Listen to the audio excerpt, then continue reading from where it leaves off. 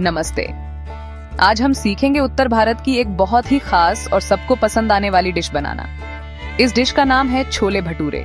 ये एक ऐसा शानदार खाना है जो दिल को खुशी और पेट को गर्माहट से भर देता है। छोले भटूरे सिर्फ खाना नहीं है, ये एक अनुभव है।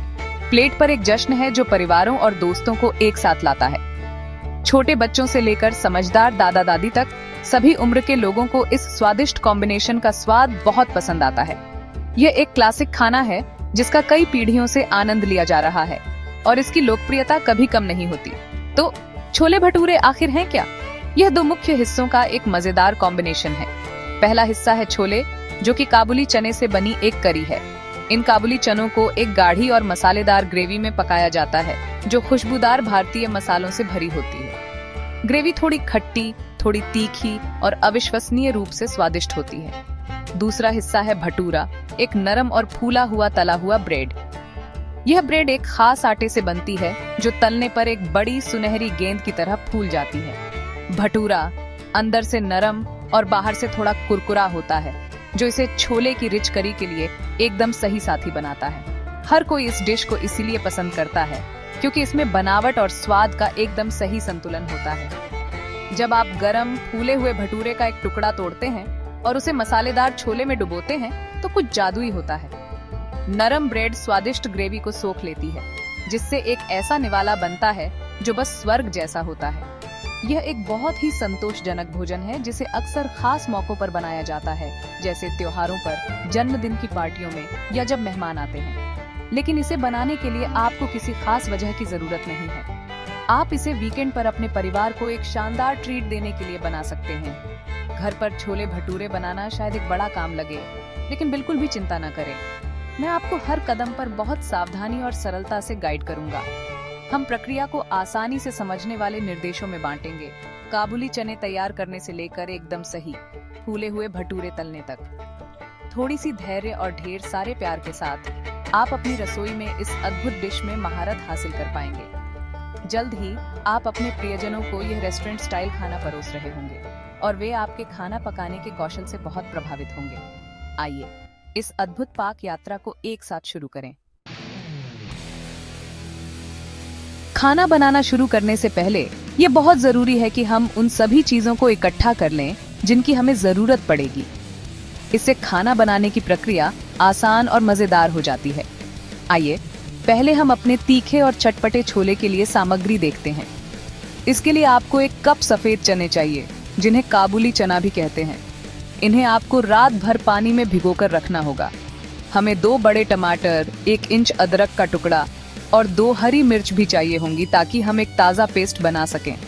मसालों के लिए जो छोले को उसका अद्भुत स्वाद देते हैं, आपको 1 चम्मच जीरा, 1 चुटकी हींग, 2 चम्मच धनिया पाउडर, 1 चम्मच चना मसाला पाउडर, आधा चम्मच हल्दी पाउडर और आधा चम्मच लाल मिर्च पाउडर चाहिए होगा।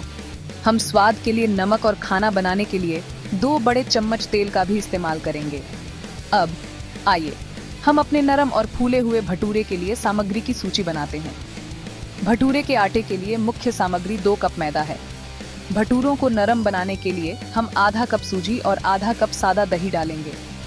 थोड़ी सी चीनी, बस 1 चम्मच, भटूरों को तलते समय एक सुंदर सुनहरा रंग पाने में मदद करती है।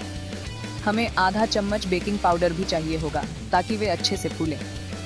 स्वाद के लिए 1 चुटकी नमक चाहिए और आटे को नरम बनाने के लिए लगभग 2 बड़े चम्मच तेल डाला जाएगा।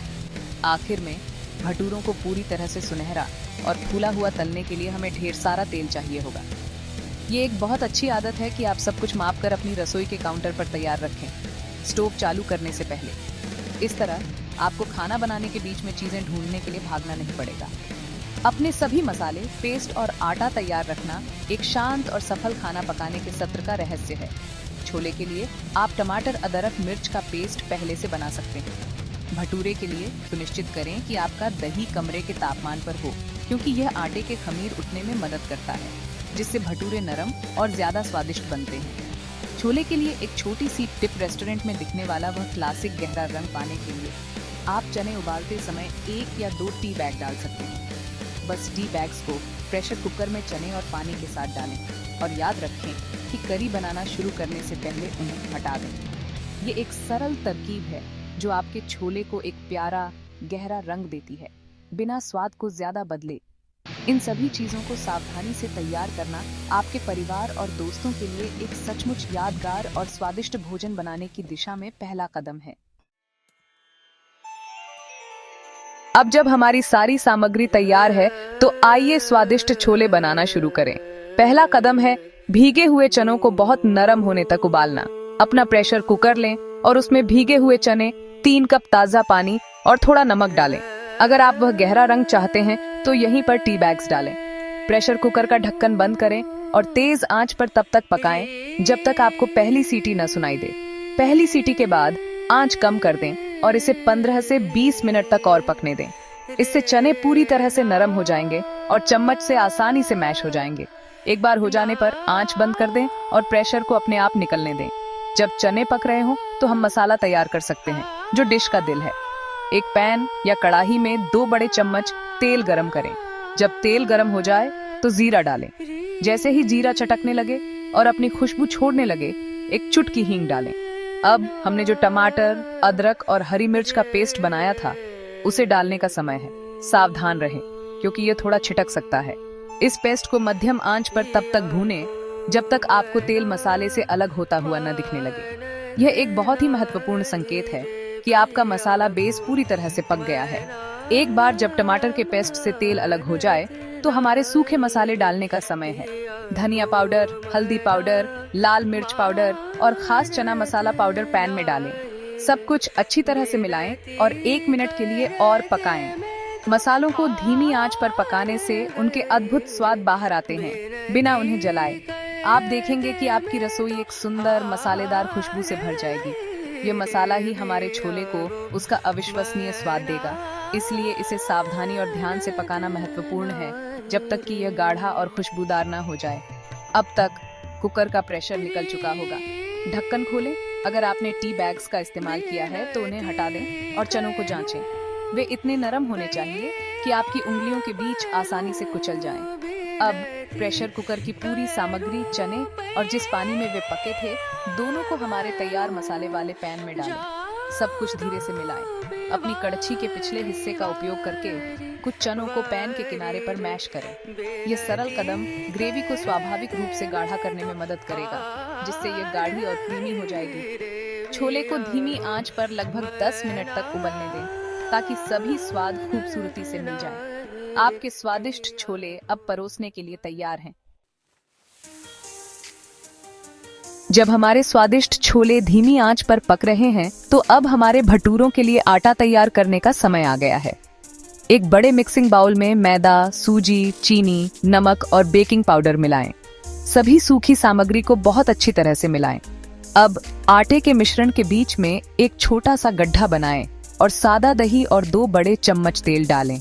अपनी उंगलियों से दही को आटे में मिलाना शुरू करें। धीरे धीरे गुनगुना पानी थोड़ा थोड़ा करके डालें और सब कुछ एक साथ गूंथना शुरू करें, ताकि एक नरम और चिकना आटा बन सके। आटा न तो बहुत सख्त होना चाहिए और न ही बहुत चिपचिपा। इसे लगभग 5 से 7 मिनट तक गूंथें, जब तक यह लचीला न हो जाए। एक बार जब आटा तैयार हो जाए तो इसे एक नम कपड़े या ढक्कन से ढक दें और इसे कम से कम 2 घंटे के लिए गर्म जगह पर आराम करने दें। ये आराम करने का समय बहुत महत्वपूर्ण है। ये आटे को थोड़ा खमीर उठाने देता है, जिससे हमारे भटूरे अद्भुत रूप से नरम, हल्के और फूले हुए बनेंगे। 2 घंटे के बाद आप देखेंगे कि आटा थोड़ा फूल गया है।